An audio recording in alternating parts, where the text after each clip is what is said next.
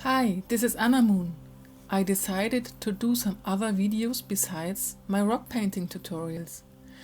These will be uploaded in between or as a tutorial instead of the rock paintings. But you can also paint all of my stuff on rocks.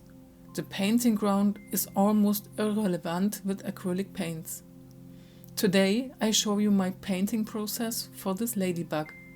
I paint this ladybug with water mixable oil paints in my sketchbook. In order to prevent bleeding through, I covered the page with white gesso. For a shorter drying time of the paints, I use medium L from Schminke. I hope the sketchbook is dry in 2 till 3 days. I made some mistakes with this picture. I do not like the leaf on which the ladybug sits. The white is applied too thick and the primer is not thick enough in some places.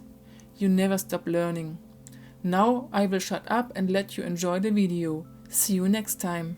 Bye!